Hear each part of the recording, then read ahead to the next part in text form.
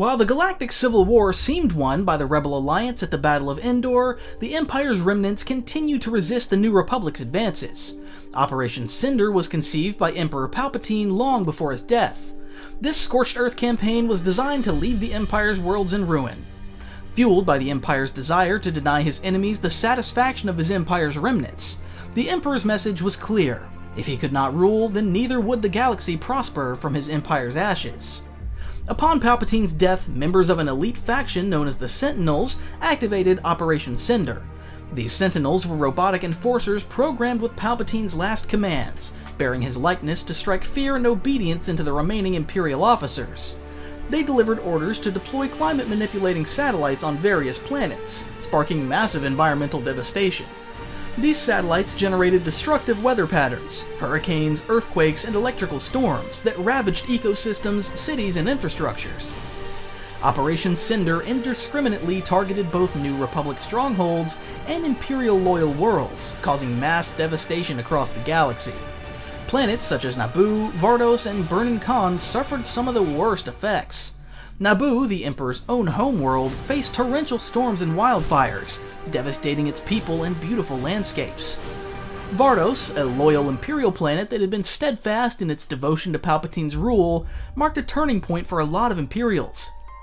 When Operation Cinder was ordered on Vardos, even fiercely loyal Imperial officers began to question Palpatine's intentions, as it became clear that his loyalty had never been to the Empire or its people, but solely to his own power.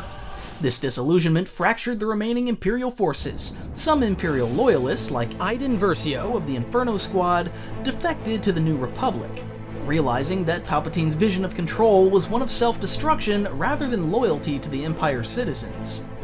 As Operation Cinder wreaked havoc, the New Republic intensified its campaign to eliminate the Empire's remaining strongholds. These efforts culminated in the Battle of Jakku, the final, decisive showdown of the Galactic Civil War. By this time, Jakku had become the rallying point for the last organized forces of the Empire, which had amassed an impressive fleet and military presence in a final bid to resist the New Republic. Located in the Outer Rim, Jakku was an unlikely setting for such an important battle. It was a remote, desert-covered backwater planet that held little strategic value. However, Imperial leadership chose it as their final stronghold, in part to retreat as far from the New Republic's core systems as possible, hoping to make a stand where the enemy's reach was weakest. The battle over Jakku was an epic clash, as both the New Republic and the Empire understood that this confrontation would decide the fate of the galaxy. Fighting raged both in space and on the desert sands of Jakku. In orbit, massive Star Destroyers clashed with New Republic capital ships, filling the sky with fiery wreckage and twisted metal. However, as the fight raged on, the Super Star Destroyer Ravager, the flagship of the Imperial fleet, was destroyed by the New Republic. The Ravager's loss marked the end of the battle and the effective collapse of the Empire's fighting force. As the Empire's fleet crumbled under the New Republic's superior coordination and strategy, several Star Destroyers crashed onto Jakku's surface, creating the iconic Graveyard of Giants. The barren deserts became littered with enormous wrecks, including the remains of Imperial and New Republic ships alike. These wrecks would remain on Jakku for decades, serving as haunting relics of the Empire's last stand and a source of scavenger livelihood in the years to come. With the New Republic victorious, the Empire was left in ruins, its leadership fractured and demoralized. Shortly after the battle, Imperial officers were brought to the negotiating table, resulting in the signing of the Galactic Concordance. This peace treaty officially ended the Galactic Civil War, and its terms imposed severe limitations on the remnants of the Empire. Among the most notable terms, the Empire agreed to disarm and disband much of its military, as well as abandon claims to certain territories. The New Republic imposed a strict ban on any military buildup by Imperial forces and prohibited the use of symbols associated with the Empire. The New Republic, now victorious, found itself in a difficult position. Though it had brought peace to the galaxy, the scars left by the Empire's collapse and Operation Cinder meant that many worlds remained in disrepair. The Republic also faced the challenge of uniting a galaxy still reeling from the Empire's reign and devastated by years of war. Following the Empire's defeat at the Battle of Jakku in 5 ABY, the New Republic achieved a significant victory, signaling the official end of the Imperial rule. The subsequent Galactic Concordance Peace Treaty imposed severe restrictions on the Empire, limiting its military capabilities and restricting it to the select territories within the galaxy's inner rim. Recognizing the destruction caused by the Empire's centralization of military power, the New Republic was committed to decentralization, dismantling much of its military forces and allowing individual star systems more autonomy. This policy aimed to prevent the rise of another authoritarian regime, but it also left the New Republic unprepared for potential threats. Many senators believed that centralized power would only breed future conflict, while others, led by pacifist factions, argued that diplomacy alone could maintain peace. Following the Empire's formal defeat, a faction of Imperial hardliners refused to surrender, maintaining hostility toward the New Republic and initiating a prolonged Cold War, occupying worlds that didn't want to be reintegrated into the New Republic. While no major conflicts erupted, tensions persisted due to unresolved resentment from the Galactic Civil War. Over time, this Imperial remnant began to colonize the unknown regions. These loyalists took advantage of the disarray following Operation Cinder, using hidden bases, stockpiles of weapons, and Palpatine's carefully prepared infrastructure to organize the First Order, a militarized regime rooted in the ideologies of the old Empire and set on reasserting Imperial dominance. Under the leadership of Supreme Leader Snoke, a dark and enigmatic figure whose origins were shrouded in mystery, the First Order was determined to restore what they saw as rightful control over the galaxy. Snoke capitalized on the disillusionment felt by former Imperial officers, soldiers, and citizens who had suffered under the New Republic's at times ineffectual governance. This support allowed the First Order to recruit fervently loyal followers, committed to reclaiming their former dominance. A promise of return to order and strength. They developed cutting-edge starships, weapons, and systems of control, including the fearsome Stormtrooper Corps, re-engineered as an elite, highly indoctrinated military force trained from childhood to serve the Order without question. The First Order also started developing a formidable fleet, larger and more advanced than the New Republic could have anticipated. In the New Republic Senate, the prospect of a revitalized empire was often dismissed, and reports of the First Order's activities were frequently downplayed as the exaggerated concerns of warhawks and imperial nostalgics. This lack of urgency allowed the First Order to operate largely unchecked, while Snoke's agents used political and economic influence to further divide the New Republic's leadership. Many senators prioritized economic prosperity and regional stability, opposing any moves that would revive the military. In contrast, Leia Organa, a war hero and former senator, recognized the First Order's growing threat long before most. Leia's insights stemmed from her experiences as a leader in the Rebel Alliance and her encounters with various Imperial holdouts.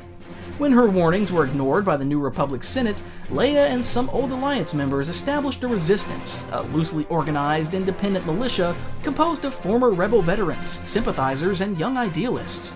Funded through private backers and organized by a skeleton leadership, the resistance served as an unofficial defense force against the First Order. Leia's decision was controversial, creating friction within the New Republic's political landscape.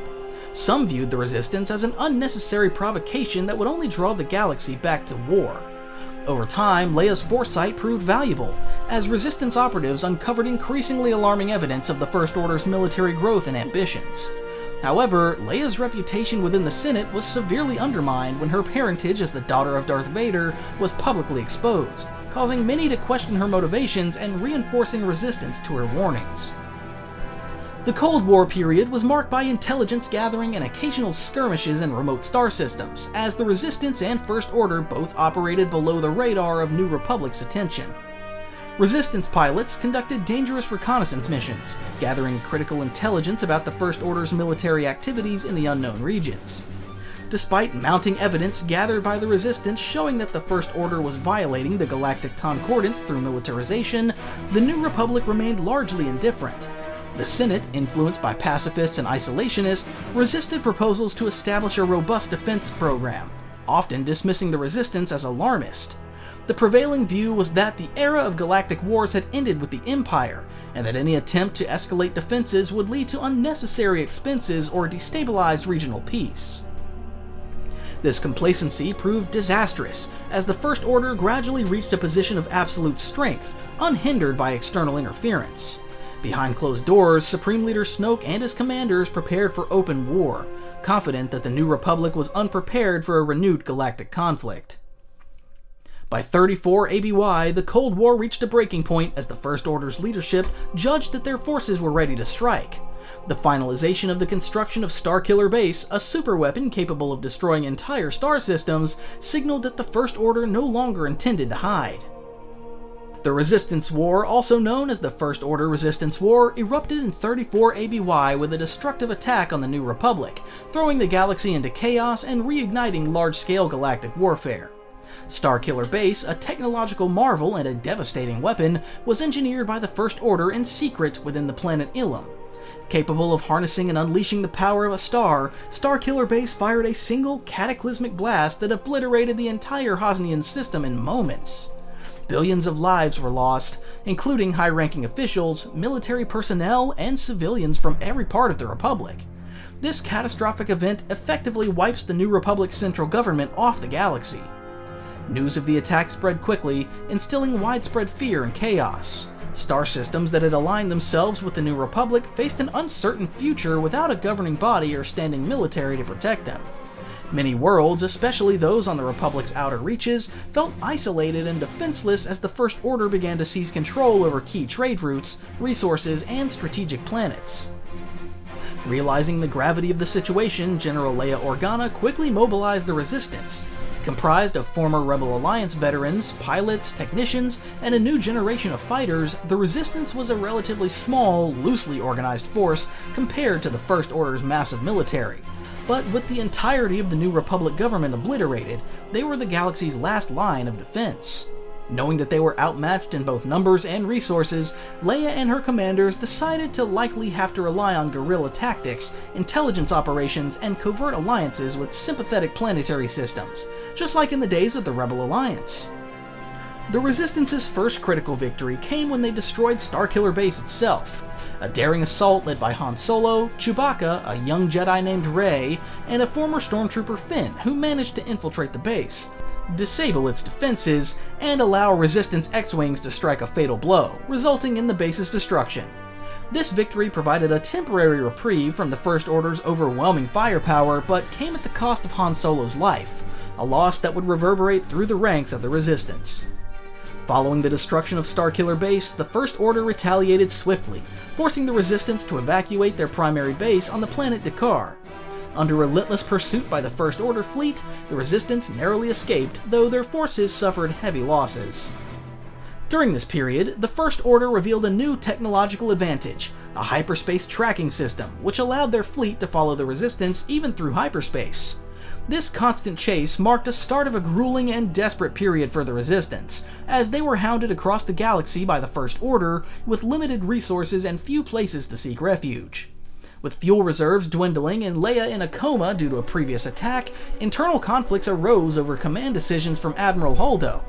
Ultimately, she sacrificed herself to cripple the First Order flagship in a desperate maneuver known as the Holdo Maneuver, helping the Resistance escape to the abandoned base on Crate. On Crate, they made a last stand in an abandoned Rebel Alliance base.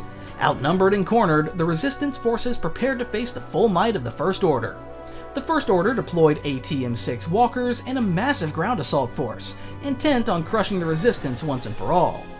In this dire hour, hope arrived in the form of Luke Skywalker, who projected himself through the Force across the galaxy to confront the new Supreme Leader Kylo Ren, who had just previously killed Snoke, buying time for the Resistance to escape through hidden tunnels. Although Luke's sacrifice allowed the Resistance to flee, their numbers had dwindled to only a few dozen by the end of the battle. The survivors escaped aboard the Millennium Falcon, realizing that they would have to rebuild from scratch if they were to continue the fight. Despite this, Luke's sacrifice became a rallying symbol of hope for the galaxy, and news of his heroic stand began to inspire others to resist the First Order.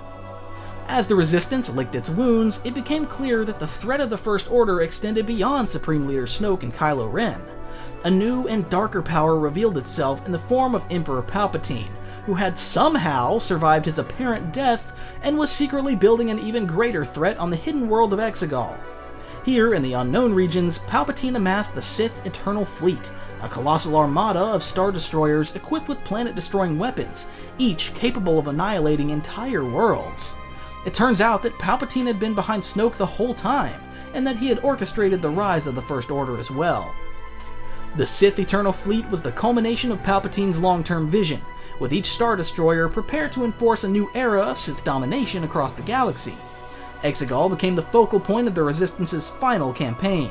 They realized that if they could not defeat Palpatine and his fleet, the galaxy would face a new Dark Age, one far worse than the Empire had imposed. With the fate of the galaxy hanging in the balance, the Resistance launched a desperate assault on Exegol. This attack only being possible through the guidance of Rey, who had trained under both Leia and the ghost of Luke Skywalker. Rey led the charge against Palpatine himself, armed with a combined strength and knowledge of past Jedi. Meanwhile, Poe Dameron and the Resistance fleet coordinated a battle above Exegol, with the last remnants of the Resistance and allies from various systems arriving in a final united stand against the Sith Eternal fleet.